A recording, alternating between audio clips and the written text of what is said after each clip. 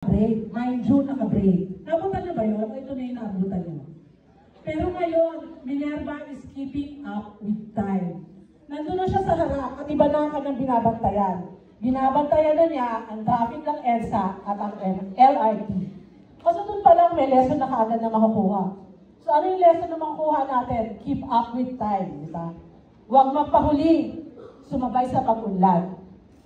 So by the way, as I talk and deliver my hook introduction, siguro alam niyo na kung anong klase ako estudyante na nag-aaral ako. Meron na kayong hint. So isa akong madaldal na estudyante, noisy, kaya ako yung parating pinaglilista ng teacher ko para hindi ako magdadaldal kasi ako may noisy, di ba? Mahilig ako sa extracurricular activities and during my time, palaaral naman ako. Maingay pero paraalan. Kasi sa totoo lang, aside from the academics in the four corners of your classroom, our life story, yung life story ng mga speakers dito, can be your life lesson. So makinig kayo, mag-obserba. Bakit ko mapagdadaanan yung mga mali namin na ikikwento sa inyo? Kung pwede mo namang iwasan, di ba? At maaaring may sarili kang kwento, may sarili kang drama. Pero baka lang sakali na makakuha ka ng inspiration, lesson, o technique na malupit dun sa pinagdaanan namin. Along with our journey. Kung ano yung mga teki-deki na ginamit namin, bakit nandito kami ngayon, diba? Now, let's do the talk. What do you like to be when you grow up? Di ba yan yung madalas na tinatanong sa inyo, paulit-ulit, habang kayo ay lumalaki, di ba? At wala naman kayong kasawa-sawang magsagot na parang little Miss You and little, anong kayo, yung Mr. Pogi, na sasabihin nyo, I want to be a doctor when I grow up. On the other day, pag tinanong ka, I want to be an engineer when I grow up. So as time passed by, paiba-iba yung I want mo. Well, there's no problem with that. Kasi, yun yung level 1 ng buhay mo. Yung pagkilala mo sa sarili mo. May mga gusto kayo, pero hindi nyo pangalang sigurado. Pero awkward naman, na at your stage right now, na grown up na kayo, natanungin ko kayo, what would you like to be when you grow up, diba? So, andito na kayo sa level 2 ng buhay nyo. Ang paglalatag ng foundation sa buhay nyo. So, dapat, ang tanong ko sa inyo, what do you want to become in the future? Or where do you want to become? Or where do you want to go in the future? Mayroon ka na bang sagot? Alam mo na ba ang gusto mo para sa future mo? Or andun ka pa rin sa stage na bahala na si Batman, kayo ay nandun na sa mga truck-truck. Di ba yun na yun sa inyo ngayon?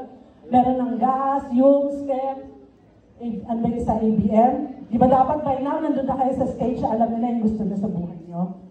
Okay, H2. O alam nyo ba, para rin kami nag-aral na tulad nyo, na sinabi magtutok kami, research ka agad at gawa ng ano to. But before diving deeply on our talk, allow me to have a little story time about my love affair with MCU. So ang tagal nun, no? 35. So ang tagal nun, siguro sabi na, higa nga muna ako, ang tagal nito. I'm already 51 years old, and imagine that. 35 years ago, nung umalis ako sa MCU, pero 5 years old pa lang ako. Naglalaro na ako dyan sa MCU kasi dito rin po ako nag-kindergarten. I belong to the 3rd generation of Centralino in our family. The first one is my tito, sumalangit na wang kanyang kaluluwa. Batch 72. And then kami magkakabatid, I belong 81, 85, yung mga ate ko, 89 ako. And ang kapatid ko, who happens to be one of the speaker also here, batch 1993. Then the generations of my anak and pamangkin, the Balansays, the Pagkaliwagan, and the De Los Santos. And some of the teachers na naging guru po nila ay nandito pa rin ngayon, nagtuturo. And for that, maraming salamat po sa paghinang nyo sa aming mga anak at pamangkin. And meron pa po kami natitirang representative dito, si Ali De Los Santos. At kagaya po ng aking nasabi, dito rin po nagtapos ang aking anak, sangka pa. My eldest graduating high school and nursing dito po. And I would also like to acknowledge the presence of my son, Patrick Alan Pagkaliwagan, who by the way is taking up film in FEU. Incoming 3rd year siya. Nung una sabi ko, ba't film, anong trabaho yan. Pero alam nyo ba, dito unang nahinang yung passion niya.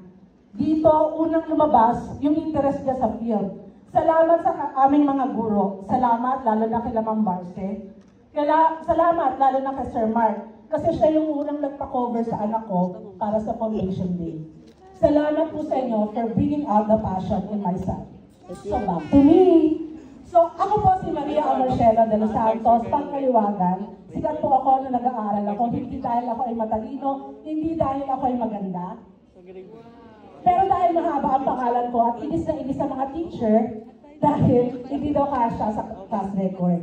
Sikat din po kami dahil tuwing bayaran po, bisita po kami ng Registrar's Office. Bakit? Apat po kami magkakapatid, kasabay-kasabay na nag-aaral dito. At wala po akong oras na nare-recall na sumakto sa bayad ng nanay ko.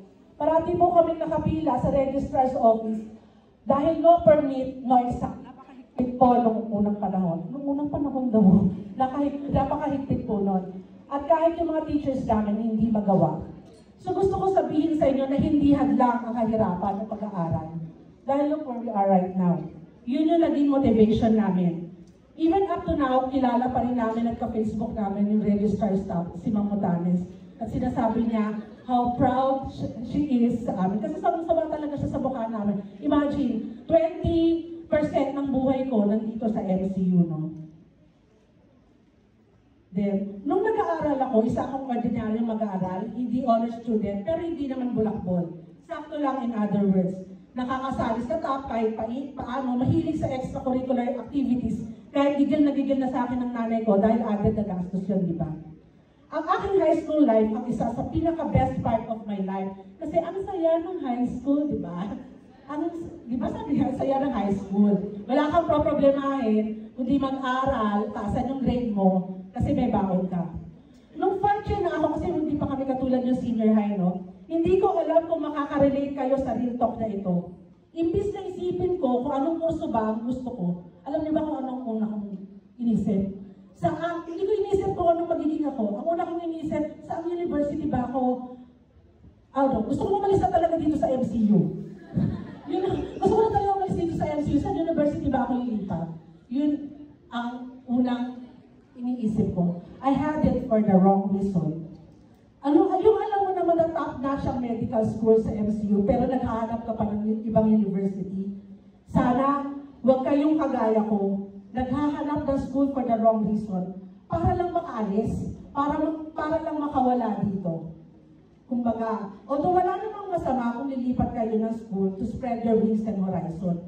Pero sana, sa level 2 ng buhay nyo, unahin nyo muna yung what do I want to be in the future. Ano ba ang gustong kunin bago ang saang school ako lilipat.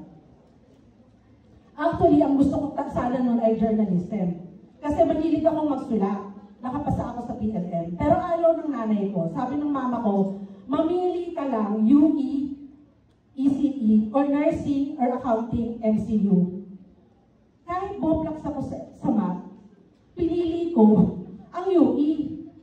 Kasi gusto ko na nga makaalis sa MCU. Eh napakahina ako nga sa math. So parang ang nangyari nun, passion o pera di ba? Sabi ng mama ko, walang pera dyan sa journalism. Ito ang pera, dito ka. Nung kapanahunan namin, walang say ang mga estudyante. Sunod ka kay mama mo. Yun. At dahil nasa utak ko nga makaalis sa MCU, kahit mahina ako sa math, hindi ako magaling sa math, hindi ko alam kung paano itatawid ang kurso to. So nakaisip ako ng very brilliant idea. Naghanap ako ng boyfriend. Naghanap ako ng boyfriend na magaling sa math. At dahil dyan, huwag mong tungkalahin yun, ito. At dahil dyan, alam nyo ba kung anong susunod na nangyari? Alam nyo ba na dahil nakakalap ako ng boyfriend sa math, dahil akala ko ito na yung kapitan ko para makapasa sa math. Hindi ako nakatapos. Hindi ako nakatapos agad dahil I got married before I was able to finish my studies. So ano ba yung usual na dahilan bakit ang babae ay hindi sa pag-aaral? Siyempre, nabuntis ang tita nyo. So imagine this, kinasal ako bago pa ako nakapagtapos ng pag-aaral. At the right age of 20, nanay na ako. teenage pregnancy. That was the darkest moment of my life. Sa totoo lang, doon ko na-realize yung edukasyon, yung halaga nito na parating paulit-ulit na sinasabi ng magulang at mga guro natin. Alam mo yun, pag wala ka palang diploma at skills, parang mahirap pumanap ng maayos na trabaho na kayang bumuhay ng pamilya. Diskarte. Diskarte yan ang naisip namin mag-asawa. Diskarte para magkaroon ng diploma. At nung nagkaroon na kami ng diploma, balik kami sa diskarte. Kasi nung time na yun, wala pa namang online selling na posible mong ikayaman. Kaya sa mga kabataan dyan, habang binubuhos ng magulang niyo ang mga oras at pera para sa inyong edukasyon, huwag niyong sayangin yun ha. Hindi lahat ng bagay tungkol sa love. O kunyari, sinasabi ng nanay niyan. Kasi sabi nga, pag wala ng panggatas ang anak mo, pag wala na kayong makain, doon na papasok lahat ng realizations at regrets kasi hindi nakakain ng love. Education is your ticket to a better future. Aminin natin, hindi naman lahat like generational wealth. At hindi naman lahat siswertihin, kagaya ni Josh Boyka, na may-ari ng kangkong chips, di ba? Sabi niya kasi, diskarte versus diploma, diskarte, di ba? So mga anak, mag-aral kayo ng mabuti. Pursue your dreams. Trust me. So, dito na tayo ngayon sa part ng talk ko na pamagatan natin ang pagbangon. Yung kanina, ang tawag doon, ang pagsubok. Matapos pag-aralin ng aking asawang sarili niya, ay nagtrabaho. Nag-aral ako muli. Nakahiyaan ko nang manghingi ng pang-tuition sa magulang ko, kaya si husband na ang umako. Nag-working student siya at nakatapos. At nung nakatapos ako, sa madalit salita, na-delay ako ng 4 years. Dapat, ang engineering nung time na yun, nag-graduate ka, 20. Pero ako po ay nakagraduate, 25 years. Imagine yung nasayang kong panahon. Nung nakatapos na ako, gigil na gigil ako. Gigil na gigil ako magtrabaho at doon ako nag-umpisa bumangon. Dala ang natutunan ko sa kolehiyo at ang soft skills na foundation na natutunan ko naman sa MCU. Kinarir ko talaga ang pagtatrabaho. In 5 years time of being an employee sa aking first regular job, na-promote ako, promotion after promotion. I started from the bottom. Ika-3 taon, naging supervisor ako. Sa ika-6 na taon, tinarget kong maging manager at naging manager ako sa isang Japanese telecoms company. Ginalingan ko talaga dahil nadilig ako sa pag-aaral. Pwera sip-sip yun, ang puhunan ay sipag, tiyaga, determinasyon at galing. Pero habang ginagalingan ko, ganun pala ang totoong mundo ng trabaho. Ang daming intriga mga anak. Madaming hindi masaya para sa'yo. Pero kaya lang, papatatagin tayo ng panahon. Page 5. So fast forward ulit. Tanong, naging engineer ba ako sa palagay nyo? Parang ano ba yun yung mga story-story sa online, di ba? Sagot, tama kayo, hindi. Hindi nga ako naging engineer. Parang Wattpad, ano? Parang Wattpad, no? Nasusulat kasi ako dati doon. Sagot, hindi. Kasi nag-shift ako ng computer science nung bumalik ako muli sa school. Nung may asawa na ako. Pero nung nagtrabaho ako, ginalingan ko pa. Nung nasa Japanese telecoms company ako, alam niyo ba, ang mga tao ko, puro engineers. At nung lumipat naman ako sa data center ng PLDT, ang unang posisyon ko po doon ay logistics engineer, kahit ako po ay hindi engineer. Hindi ko alam paano kung nabudol yung mga engineer. Pero ngayon po ako ay isang licensed real estate broker. Nung kapanahonan ko po, 12 years ago, wala pang BS in real estate management. So pag ikaw ay graduate ng college at nakatake ka ng work exam, pasado ka na, broker ka na. Ito ay sarili kong negosyo. May mga ahente na patuloy na tumutulong sa pamilya na magkaroon sila ng sariling tahanan.